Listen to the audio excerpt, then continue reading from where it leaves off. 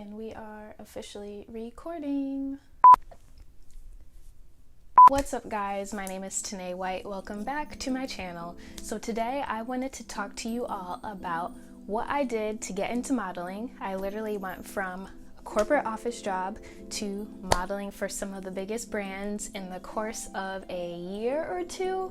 And I've gotten a lot of questions recently about how exactly I did it, who do I know, or anything of the sort. So I just wanted to break it down for all of you with this model series. I have notes on my phone, and I'm basically just gonna give you guys a summation and a very detailed summary of what I did, what I know to do, what I know not to do.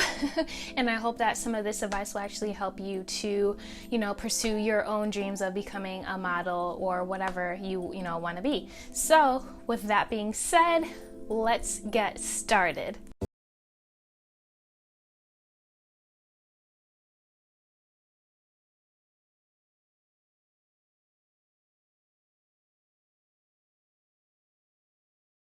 So today I am going to be talking to you all about defining your look. Now, defining your look is something that you have to have as a base, pretty much, in order for you to submit yourself to agencies. Like, what do you want to look like? How do you want to present yourself to your possible future agent or agency?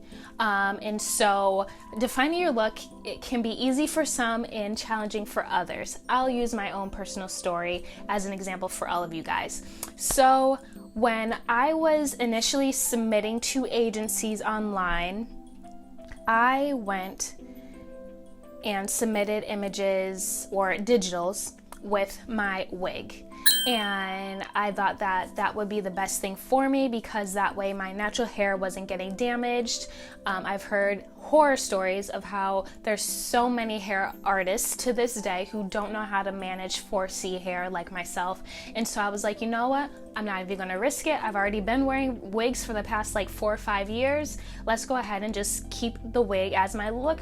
Also, because there's so many, dark-skinned supermodels who wear wigs, I was like, okay, this sounds like it's something that is feasible. It's not like they would have a fuss about it if I did wear a wig.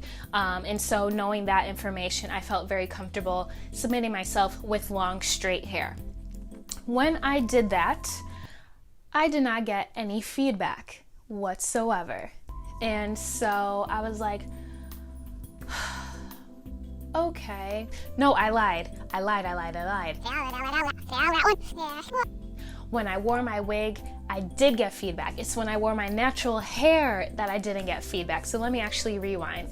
I submitted my digitals with straight hair, didn't hear anything. Then I submitted them with natural hair, didn't hear anything. And then I submitted with straight hair again, and that's when I heard back from 2 or 3 agencies. And so I was like, okay, I guess they do like the straight hair. The natural hair was a no. But then when I went into the agencies to meet them in person, they're like, oh no, natural hair is the thing. I love the fact that you have your natural hair out. I love it. This is like perfect. Don't change anything. Ditch the wig. I don't want to see it again. Well, they didn't say that, but they were like, no, go natural, be you, 100% you, because that's what's going to do wonders for you.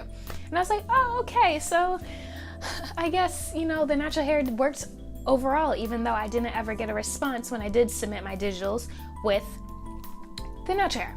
So yes, define your look. So for you, if you are a woman who does tend to play around in wigs, I would say consider either going with the own hair that grows out of your scalp as a starter, but also if there is one wig or one typical style that you always go for example, let's say you always do a dark brown or black wig and that's just your MO, you've been doing it for years, go for it, 100%.